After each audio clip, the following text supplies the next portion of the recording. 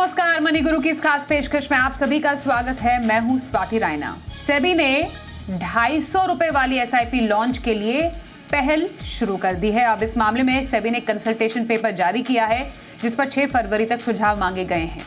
अब इसके पीछे मकसद क्या है? सेबी का मकसद है कि जो छोटे शहर जैसे कि टियर 2, टियर 3 शहर, उसमें म्यूचुअल फंड को बढ़ावा मिले, जिससे फाइनेंशियल इंक्लूजन को और भी ज्यादा बढ़ावा मिले। सवाल ये उठता है कि छोटे टिकट साइज को लेकर इंडस्ट्री ने अब तैयारी क्या करके रखी है? सेबी की पहल का क्या होगा इंडस्ट्री पर भी असर? निवेशकों के लिए कैसे गेम चेंजर साबित हो सकता है? इस पर रहने वाली है खास चर्चा। हमारे साथ 2 एक्सपर्ट्स हैं। मनी फ्रंट के सीईओ मोहित गांग, कंप्लीट सर्कल कंसल्टेंट्स के हेड वेस्ट जोन विकास पुरी। दोनों ही एक्सपर्ट्स का बहुत स्वागत है मनी गुरु के आज के इस खास कार्यक्रम में हमारे साथ शामिल होने के लिए। 250 रुपए की एसआईपी, हालांकि चर्चा तो इस पर बहुत समय पहले से चल रही है, हमने अपने शो में भी कई बार चर्चा की, लेकिन अब इसको फाइनली इंप्लीमेंट करने की तरफ एक बहुत इंपॉर्टेंट जो कदम है वो रख लिया गया है, मतलब कंसल्टेशन पेपर। कंसल्टेशन पेपर आने का मतलब यही हुआ कि अब जल्द ही इसको औपचारिक रूप दे ही दिया जाएगा। अब सबसे पहले समझना जरूरी है कि ये 250 रुपए की एसआईपी क्या है। मोहित जरा बताइए। हम तो कहते हैं कि हाँ, म्यूचुअल फंड में 500 रुपए से भी एसआईपी की शुरुआत कर सकते हैं, निवेश की शुरुआत कर सकते हैं। अब जो सेबी है वो कह रही है कि और भी कम कर लो, आप 250 रुपए से शुरुआत कर लो, जिससे कि ज़्यादा से ज़्यादा लोग इसमें शामिल हों। तो क्या समझे इसके मायने? जी स्वाति, बहुत बहुत धन्यवाद शो में बुलाने के लिए। तो स्वाति देखिए, सेबी ने अपने कंसल्टेशन पेपर में एक वर्ड यूज किया है और उन्होंने बोला है सैशेटाइजेशन ऑफ एसआईपी। सेबी ने खुद ने ये वर्ड लिखा है अपने कंसल्टेशन पेपर में। तो 1983 में जब आपके पास में डिटर्जेंट्स और शैम्पू एक बहुत क्या बोलते हैं ऊंचे तबके के लोग इस्तेमाल करते थे, उस टाइम में उनका पेनिट्रेशन बढ़ाने के लिए केविन केयर नाम की एक कंपनी ने शैम्पू को सैशे में लॉन्च किया। और तब से लेकर आज तक स्वाति, आप देखेंगे कि जैसे उन्होंने इस साइज को छोटा कर दिया, उसकी जो बिकवाली थी, उसका जो मार्केट साइज था, वो पूरी तरह से पूरे हिंदुस्तान में फैल गया और छोटे छोटे कस्बों में, गांवों में लोग शैम्पू को यूज करने लग गए। तो तब से ये बहुत ही फेमस, इसे एक एनालॉजी मान लीजिए, ये एक प्रणाली मान लीजिए कि मार्केटिंग का एक जरिया बन गया है कि आप किसी भी टिकट साइज को जब सैशे साइज में कर दें, यानी उसे छोटा कर दें, तब उसकी जो वॉल्यूम्स होती हैं वो बहुत ज्यादा बढ़ जाती है। और ऐसा हिस्टोरिकली प्रूव हुआ है हर कैटेगरी की चीजों में और इवन फाइनेंशियल प्रोडक्ट्स में, राइट। तो जब भी आप पहले देखते थे कि ऑप्शंस और फ्यूचर्स के लॉट साइजेस बड़े थे, जब वो छोटे हो गए तो उसमें पार्टिसिपेशन अपने आप बढ़ गया। तो इसी तरह से जब हम देखते हैं म्यूचुअल फंड इंडस्ट्री को, 2014 से लेकर 2024 तक 10 लाख करोड़ की इंडस्ट्री आज 68 लाख करोड़ पर है। यूनिक इन्वेस्टर तब कुछ 1 करोड़ 70 लाख के आसपास थे, आज कुछ 5 करोड़ 20 लाख के आसपास हैं। तो इंडस्ट्री इतनी बड़ी हो गई है, पर अभी भी अगर आप देखें तो पेनिट्रेशन है म्यूचुअल फंड का वो बहुत छोटा है। 5 करोड़ निवेशक कोई बहुत बड़ी बात नहीं है स्वाति। तो इसे बढ़ाने के लिए, फैलाने के लिए, सेविंग्स की जागरूकता को बढ़ाने के लिए ये सेबी का बहुत ही सराहनीय कदम है। एसआईपी आज घर घर में एक जाना पहचाना टर्म हो गया है कि आप हर मंथ, हर रेगुलरली, सिस्टमैटिकली अगर म्यूचुअल फंड में निवेश करेंगे तो एक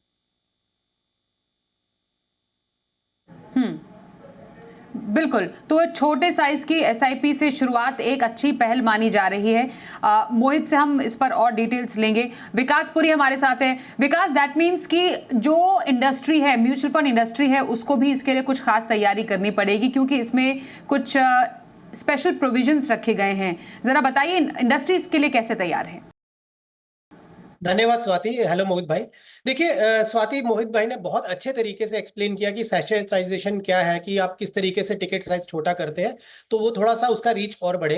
हालांकि स्वाति, 100 रुपए की एसआईपी अभी भी अवेलेबल है बहुत सारी फंड हाउसेज के प्लेटफॉर्म्स पे, लेकिन शायद क्योंकि कॉस्टिंग के पॉइंट ऑफ व्यू से फंड हाउसेज ने उसको बहुत ज्यादा प्रमोट नहीं कर पाए, बिकॉज ऑब्वियसली 100 रुपए की जब कोई एसआईपी है तो उसके पीछे बहुत बड़ा एक तंत्र होता है जो जुड़ा होता है एसआईपी को रजिस्टर करने में और निवेशक तक उसकी डिटेल्स पहुंचाने में। तो 250 रुपए जो इन्होंने चूज किया है वो शायद इसीलिए चूज किया है कि उनको लगता है कि एक 100 रुपए और 500 रुपए के बीच का जो ये अमाउंट है, it is more feasible from AMC point of view, distributor point of view and निवेशक पॉइंट ऑफ व्यू। सो अब जो इन्होंने प्रावधान दिए हैं, वो उन्होंने ये दिए है कि कोई भी एएमसी जो है वो 250 रुपए की जो स्कीम्स लेके आएगी, तो निवेशक कोई 3 जो माइक्रो सिप्स या छोटी सिप्स हैं ये 250 रुपए वाली, वो ले सकते हैं मैक्सिमम। और जो फंड हाउसेज हैं उनके लिए कोई लिमिट नहीं है, वो अपने जितने भी फंड्स हैं उसमें वो 250 रुपए का प्रावधान दे सकते हैं। इसमें सिर्फ थोड़ा सा उन्होंने ऐड क्या किया कि वो चाहते हैं कि एक तो डिस्ट्रीब्यूटर्स को थोड़ा इंसेंटिवाइज किया जाए, ताकि जब वो इस चीज को पुश करते हैं तो ऑब्वियसली डिस्ट्रीब्यूटर की भी अपने खर्चे होते हैं, वो पूरे ना हो, तो उसके लिए वो लोग पुश नहीं करेंगे। तो उसको पुश करने के लिए वो चाहते हैं कि हम डिस्ट्रीब्यूटर को थोड़ा सा इंसेंटिवाइज करें। और from AMC point of view Swati SEBI चाहता है कि हम जो कॉस्ट है, जैसे उन्होंने बोला कि 1 बेसिस पॉइंट का कॉस्ट रखेंगे, ताकि आपको जब ये प्रोडक्ट अपना लॉन्च करना हो तो उसकी कॉस्ट बहुत अधिक ना हो। और वो कॉस्ट कम करने के लिए जो उसके पीछे जो बैक ऑफिस ऑपरेशंस हैं या सेबी की जो गाइडलाइंस होती हैं, उसमें इसमें एक स्पेशल प्रोविजन रहेगा कि जिसमें आपको कॉस्ट कम लगे। दूसरा, इसमें फिजिकल लेटर्स के हिसाब के थ्रू इंटीमेशंस ना जाए निवेशकों को, मेजरली वो डीमैट या ऑनलाइन जो फॉर्मेट रहता है थ्रू ईमेल एंड ऑल, वो रहे। या आजकल व्हाट्सएप के जरिए भी बहुत सारे फंड हाउसेज अपनी कम्युनिकेशन करना शुरू कर दिए हैं। तो उनका आइडिया ये है कि हम कॉस्टिंग को कम करें, डिस्ट्रीब्यूटर को थोड़ा इंसेंटिवाइज करें, और निवेशक के लिए हम एक ईज आउट कर दें कि उनको मिनिमम 500 की जरूरत नहीं है, 250 से भी वो सिप को शुरू कर सकते हैं। बिल्कुल। तो ये इम्पॉर्टेंट है कि इंडस्ट्री को भी इंसेंटिवाइज किया जाए, जैसा कि विकास ने बताया, क्योंकि उनको तैयारी करनी पड़ेगी। अब छोटे साइज की अगर वो एसआईपी दे रहे हैं तो किस तरीके से वो तैयारी करें जिससे ज़्यादा से ज़्यादा लोग जुड़े, उनको इससे क्या फ़ायदा होगा। पर कुछ शर्तें भी रखी गई हैं मोहित, क्योंकि सबसे बड़ा जो चैलेंज आता है किसी भी एक एएमसी के लिए भी, कि लोग अगर एसआईपी शुरू भी कर रहे हैं तो वो जल्दी बंद भी कर देते हैं। अब अगर आप सिर्फ 250 रुपये डाल रहे हैं एसआईपी में, आपके लिए ज़्यादा मुश्किल नहीं होगी कि मैंने 250 रुपये तो डाले हैं, कोई बात नहीं, थोड़ा देख लेंगे और उसके बाद अगर ठीक नहीं लगा तो बंद कर देंगे एसआईपी। तो ये जो अमाउंट का एक फ़ायदा भी है, वरदान भी है, और साथ में अभिशाप भी हो सकता है। लेकिन इस परेशानी को नेल करने के लिए या इसको समस्या का समाधान करने के लिए कुछ शर्तें रखी गई हैं।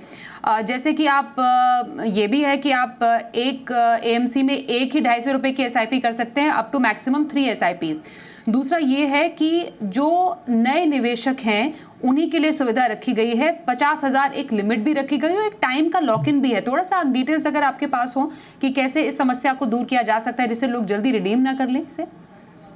जी स्वाति, तो देखिए वैसे रिडेम्पशन पर इसमें कोई रोक नहीं लगाई गई है, बट सेबी ने ये जरूर कहा है कि कम से कम 5 साल का रजिस्ट्रेशन होना चाहिए इस एसआईपी का, और प्रति फाइनेंशियल ईयर आप 50,000 रुपए तक ही निवेश कर सकते हैं। इसमें आपको पैन कार्ड की आवश्यकता नहीं होगी, बट आपको आधार की आवश्यकता लगेगी यहाँ पर, जो भी नया निवेशक होगा उसको। जो एग्जिस्टिंग इन्वेस्टर्स हैं जिनकी ऑलरेडी बड़ी एसआईपी चल रही है, वे निवेशक इस स्कीम का फायदा नहीं उठा पाएंगे, उनके लिए नहीं है। ये एक नए तबके को फाइनेंशियल मार्केट से जोड़ने के लिए सेबी लॉन्च कर रही है, तो ये उन्हीं के हिसाब से उन्होंने ऐसा बनाया है। यहाँ पर जैसा कि विकास भाई ने भी बताया, डिस्ट्रीब्यूटर्स और ईओपी प्लेटफॉर्म्स को थोड़ा सा इंसेंटिवाइज करने की कोशिश की गई है। उन्हें 500 रुपये प्रति सिप तक की रकम दी जा सकती है रजिस्ट्रेशन पर, और यहाँ पर उन्हें 1 बेसिस पॉइंट का खर्चा जो है वो इन्वेस्टर एजुकेशन फंड से भी मिलेगा। तो ओवरऑल सेबी की जो यहाँ पर सेबी जो करना चाह रहा है वो ये है कि जो टीयर 2, टीयर 3 या जो छोटे टाउन्स के लोग हैं वो फाइनेंशियल मार्केट से जुड़ पाए और वो अपनी रकम को बचाना शुरू करें ग्रेजुअली एसआईपी के माध्यम से। बिल्कुल। और एक जो डिटेल हमें मिली है वो ये भी है कि फिलहाल ये सिर्फ इक्विटी फंड तक ही सीमित है, और इक्विटी में भी जो बहुत ही वॉलेटाइल जो सेगमेंट्स हैं, जो सेक्टोरल, थीमेटिक, स्मॉल और मिड कैप सेगमेंट्स है, उसमें फिलहाल इसे नहीं रखा गया है, क्योंकि बहुत स्पेक्युलेटिव हो जाते हैं ऐसे किसी किस्म के इन्वेस्टमेंट या एसआईपीज, लोगों को नुकसान भी हो सकता है। अब किसी नए निवेशक ने 250 रुपये डाल दिए किसी ऐसे सेक्टोरल फंड में और पहले उनको नुकसान हो जाए तो वहीं पर डिस्करेज हो जाएंगे। दैट मीन्स जो कि लार्ज कैप हो गया या फिर मोर ऑफ हाइब्रिड फंड है, वहां पर इसे रखने की सुविधा दी गई है। और हाँ, डेट फंड में फिलहाल ये सुविधा मौजूद नहीं है। तो ये कुछ शर्तें हैं जो कि फिलहाल रखी गई हैं। अब कौन सा तबका है विकास जिससे जिनको इससे फायदा हो सकता है? जैसे मोहित ने बताया कि जो एग्जिस्टिंग निवेशक हैं जिनकी ऑलरेडी एसआईपी चल रही है, जो लमसम इन्वेस्टमेंट करते हैं म्यूचुअल फंड्स में, उनके लिए फिलहाल ये सुविधा नहीं है। मतलब कि आपके पास एक ऑल टुगेदर एक नया धड़ा, एक नया वर्ग, नए शहर से नए लोग जुड़ेंगे। दैट मीन्स उस पूरे बेस को बढ़ाने की यहाँ पर अच्छी कवायद चल रही है। जो मात्र 4% जो टोटल जो म्यूचुअल फंड में इन्वेस्टमेंट कर रहे हैं, वो परसेंटेज एक नया जो तबका है उससे बढ़ भी सकती है। तो कौन से ऐसे वर्ग या कौन से ऐसे लोग होंगे जो इससे आकर्षित हो सकते हैं? देखिए स्वाति, हम तो बड़ी बड़ी फिगर्स बोलते हैं, म्यूचुअल फंड इतने हो गए, फोलियोज इतना हो गया, बट आपने बिल्कुल सही बोला, 140 करोड़ के ऊपर की जनसंख्या है हमारी और बहुत ही छोटी परसेंटेज है जो अभी तक निवेश कर रही है।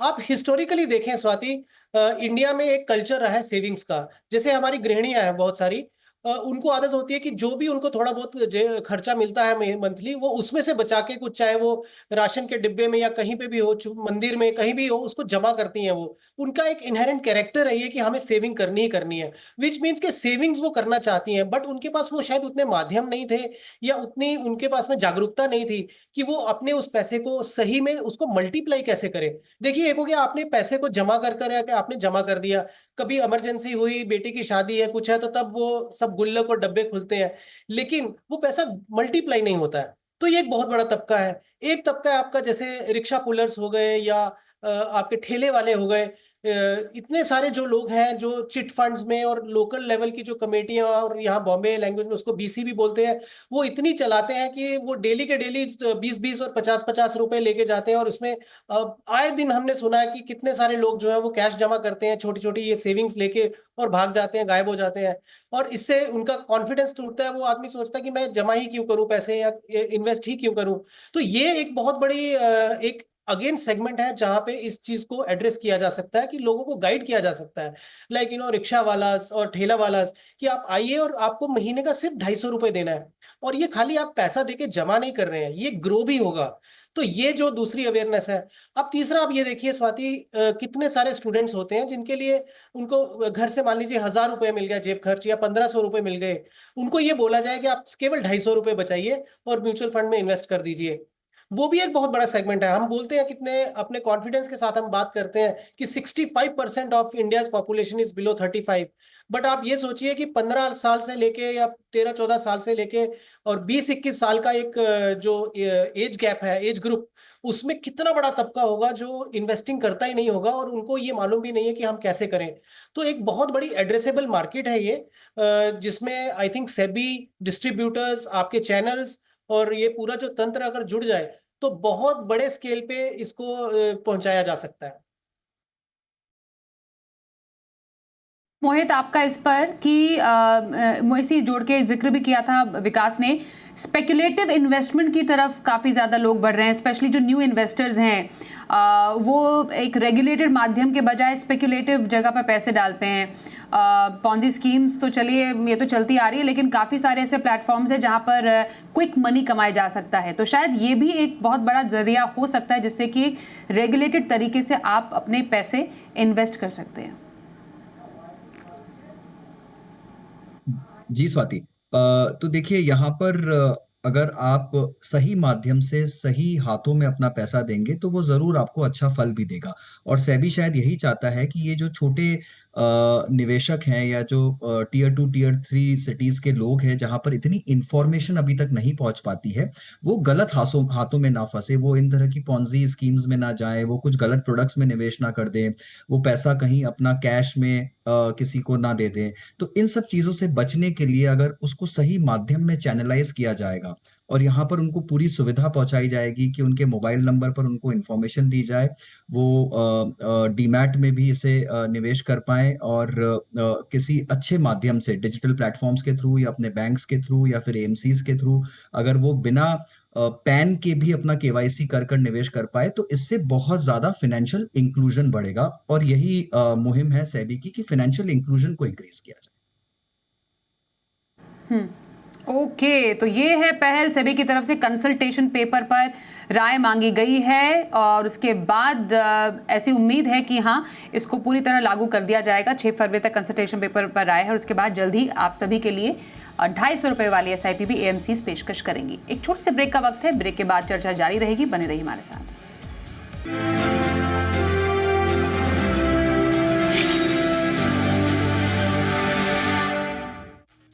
Special partner India's future investors TV show, प्रायोजक SBI लाइफ अपने लिए अपनों के लिए और Angel One for everyone app for smart investing.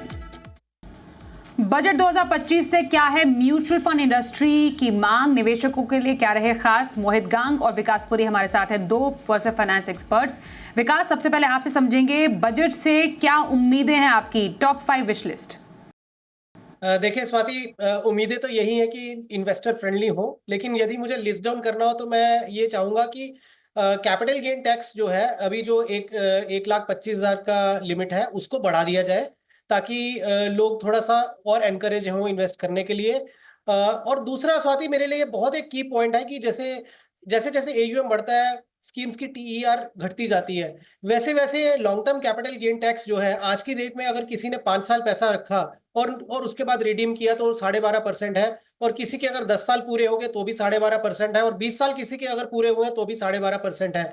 मैं ये चाहता हूं कि सेबी मतलब RBI वित्त मंत्री क्या करें कि आप ये रखिए कि जिसका AUM ज्यादा होगा, ज्यादा लंबे समय के लिए निवेश किया होगा, उसको थोड़ी सी रिड्यूस्ड टैक्स लायबिलिटी लगेगी। जल्दी से आपको ये एक्सप्लेन करना चाहूंगा कि या मान लीजिए किसी ने 15 साल पैसा रखा अपना, उसके पोर्टफोलियो की वैल्यू 20 लाख रुपए है, यदि वो निकालते हैं तो आज की डेट में उनको 2.5 लाख के आसपास long term capital gain tax देना पड़ेगा। फॉर द मोमेंट हम जो एग्जाम्पशन है 1,25 की उसको हटा दे, तो अब यही किसी ने अगर 20 साल के बदले 25 साल पैसा रखा और एज्यूमिंग 15% से वो ग्रो हुआ और 20 के बदले वो 40 लाख हो गया, अब उनकी टैक्स लायबिलिटी 5 लाख की हो गई। देखिए, जो निवेशक बने रहे और जिन्होंने इकोनॉमी में अपना कंट्रीब्यूशन दिया निवेश करके, उनको इंसेंटिवाइज ये करना चाहिए कि उनका पोर्टफोलियो और 5 साल के लिए रुका और बढ़ गया तो उसकी स्लैब कम कर दो, ताकि उनको ये लगे कि हाँ, मेरे रुकने से मुझे कुछ इंसेंटिवाइज किया है। तो ये एक मैं बहुत इंपॉर्टेंट पॉइंट चाहता हूं कि जो बजट में इंक्लूड कर देना चाहिए वित्त मंत्री को। उसके बाद एक और पॉइंट है कि पोर्टेबिलिटी ऑफ वो होनी चाहिए कि अगर मैं चाहता हूं कि मैं ये स्कीम किसी AMC की है, इसमें इन्वेस्ट ना करके मैं दूसरी AMC की स्कीम B में जाना चाहता हूं, तो हमें अलाउ कर दिया जाए कि हम रिडेम्पशन एंड ट्रांसफर का फॉर्म भरें, तो आपकी एक AMC से वो पैसा जब रिडीम हो जाए, वो पैसा सीधा जो है दूसरी AMC को, हमारा क्योंकि KYC है, सब कुछ है, अगर फोलियो है वो भी मेंशन कर दें तो उस स्कीम में वो इन्वेस्ट कर दिया जाए, जिसको मैं पोर्टेबिलिटी बोलूंगा। तो एक ये प्रावधान देना बहुत जरूरी है। एक बहुत इंपॉर्टेंट है जो आई थिंक वित्त मंत्री को चाहिए कि स्कूल्स में प्रमोट किया जाए, कोई करिकुलम हो, छोटा सा करिकुलम के आफ्टर 8th और 9th सभी बच्चों में ये फाइनेंशियल विजडम जो है वो इम्पार्ट की जाए, तो उसके लिए करिकुलम में कुछ शामिल कर दिया जाए। और लास्ट में ये चाहूंगा स्वाति कि 18 साल के बाद ही मेजर कैटेगरी में आते हैं, जैसे बच्चे 18 के हो जाए तो फिर माइनर टू मेजर होते हैं, इसको रिड्यूस करके 15 कर दिया जाए। आज के बच्चे बहुत स्मार्ट हैं, 15 साल की एज में भी उनको आइडिया लग जाता है कि निवेश क्या है, कैसे करना चाहिए, फिनटेक वाले जमाना है तो उनके लिए ईजी भी होगा करना। तो वो चाहता हूं कि वित्त मंत्री ये उसको from investing point of view 15 years ले लिया जाए कि वो मेजर कैटेगरी में आ गया तो वो खुद से अपने निवेश कर सके। तो ये मेरे कुछ 5 विश लिस्ट हैं। जी मोहित, आपके बजट की 5 विश लिस्ट वेरी क्रिस्पली। जी स्वाति, जो विकास भाई ने बहुत खूबसूरती से कुछ उम्मीदें रखी हैं, तो मेरी विश लिस्ट बड़ी बेसिक सी है। वो ये है कि सबसे पहली तो जो डेट का टैक्सेशन है, जिसे कि 2 साल पहले फुली टैक्सेबल कर दिया गया था, मैं चाहूंगा कि इस पर एक बार फिर से विचार विमर्श हो और उस टैक्सेशन में या तो इंडेक्सेशन का बेनिफिट दिया जाए निवेशकों को, या फिर कैपिटल गेन्स का प्रावधान डेट में लाया जाए, उसे फुली मार्जिनल रेट पे टैक्स नहीं किया जाए। बिकॉज जो डेट इन्वेस्टमेंट्स है, फाइनेंशियल फिक्स्ड इनकम प्रोडक्ट्स है, उन्हें बड़ी मार लग रही है और ये एक सेफ जरिया था जो धीरे धीरे कम होता जा रहा है। दूसरा, मेरी मांग है कि जिस तरह से ELSS स्कीम होती है, इक्विटी लिंक सेविंग स्कीम, यहाँ पर हमें DLSS की भी जरूरत है, यानी डेट लिंक सेविंग स्कीम। अगर कोई 3 साल कमिट करने के लिए तैयार है तो ATC के प्रावधान के अंदर में सिर्फ इक्विटी लिंक नहीं होना चाहिए, डेट लिंक भी होना चाहिए। कोई सेफली अगर उसे इन्वेस्ट करना चाहे तो वहां पर उसका भी प्रावधान होना बहुत जरूरी है।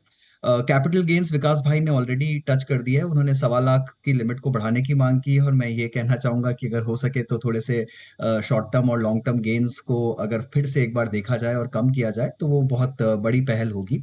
मेरी 2 छोटी राय ये भी रहेगी कि जो स्मॉल सेविंग स्कीम्स होती हैं स्वाति, यहाँ पर जो रिटायरमेंट कॉर्पस के हिसाब से फंड अक्यूमुलेट किया जाता है, specially small senior citizen saving scheme और post office monthly deposit schemes, इनका जो इंटरेस्ट इनकम आता है वो फुली टैक्सेबल है और ये रिटायर्ड लोगों के लिए बहुत बड़ा आमदनी का जरिया है। तो मेरी ये उम्मीद रहेगी कि इस पर एक नजर जाए और इसे अगर टैक्स फ्री कर दिया जाए जैसे आपका पीपीएफ होता है या दूसरे इंस्ट्रूमेंट्स होते हैं, तो ये एक बहुत बड़ी पहल होगी और एक बहुत बड़े तबके को इससे आराम और सहूलियत मिलेगी। और मेरी आखिरी 2 विश लिस्ट ये है कि एनपीएस में भी विड्रॉल के टाइम पर एन्युटी फुली टैक्सेबल होती है। वहां पर सरकार को चाहिए कि अगर उसे बढ़ावा देना है रिटायरमेंट सेविंग्स को तो इस पर भी कुछ टैक्स की रियायत दी जाए। और सबसे आखिरी उम्मीद ये है कि जो डिविडेंड पे आउट्स आते हैं स्वाति, चाहे वो स्टॉक से आए या म्यूचुअल फंड से आए, वो 5,000 रुपए के ऊपर में उन पे टीडीएस डिडक्ट होता है। अभी चाहिए कि समय के साथ इस लिमिट को थोड़ा बढ़ाया जाए, 50,000 पर या 1 लाख पर इस लिमिट को लिया जाए और टीडीएस का तब डिडक्शन होना चाहिए। ये अननेसेसरी थोड़ा हैसल होता है कुछ रिटेल निवेशकों को। तो बट उम्मीदें बहुत हैं और जैसा कहते हैं कि हजारों ख्वाहिशें ऐसी, हर ख्वाहिश पे दम निकले। अब देखना होगा कि इसमें से मिलता क्या है। बहुत बहुत धन्यवाद मोहित और विकास, आप दोनों का ही करेंगे हमारे साथ इस कार्यक्रम में शामिल होने के लिए। इसी के साथ एक ब्रेक का भी वक्त हो गया है, पर आगे भी खबरें जारी रहेंगी। बने रहिए हमारे साथ, देखते रहिए जी बिजनेस।